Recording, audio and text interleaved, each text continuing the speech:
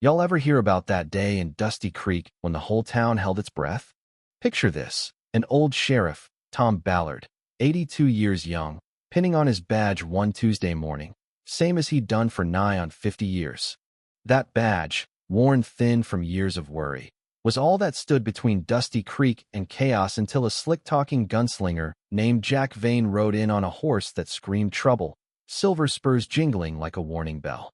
Tom was a legend, steady as a rock, but age had slowed him down, and Jack, all of 25, figured he could break the old man like a dry twig.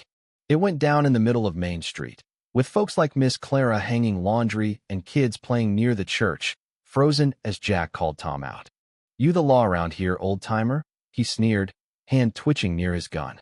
Tom didn't flinch, just stepped off his porch, boots kicking up dust, and said, "This is my town.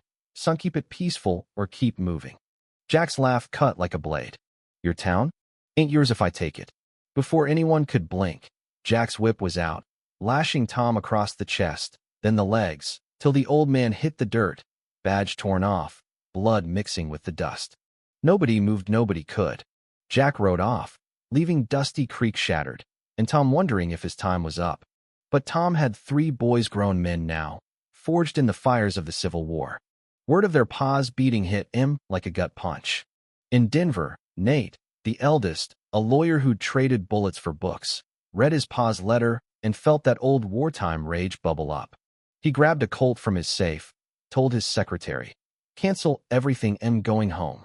In San Francisco, Luke, the middle son, a dock worker with scars on his knuckles and a limp from Gettysburg, tossed his whiskey bottle into the bay and hopped a train east, muttering, "Nobody touches my pa."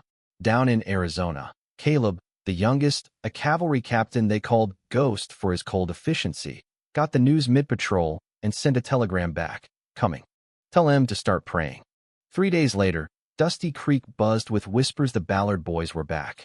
They met at Tom's kitchen table, coffee black as sin, planning like they were back in the war. Nate, all calm and calculated, mapped out the terrain.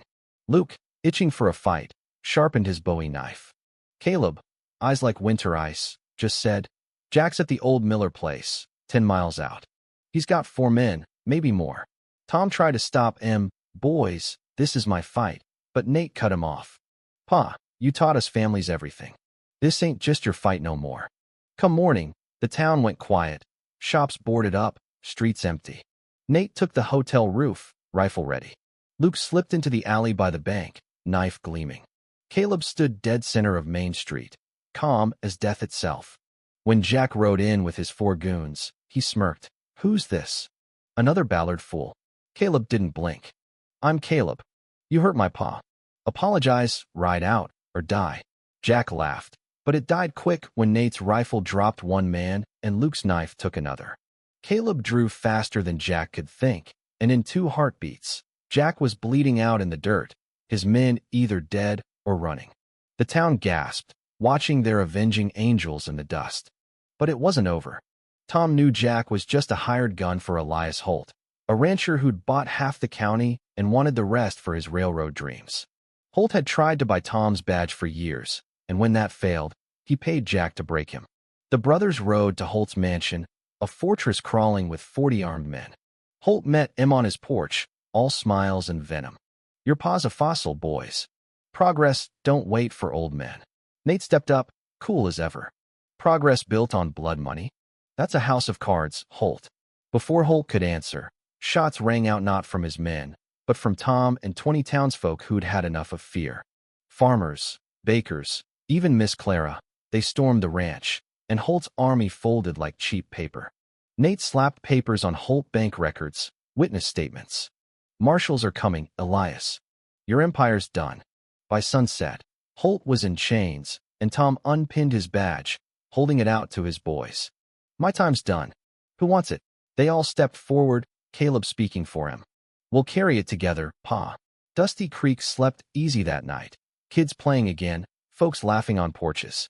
But as the Ballard boys stood there, badge gleaming, you could feel it. Holt's railroad was still coming, and with it, new fights.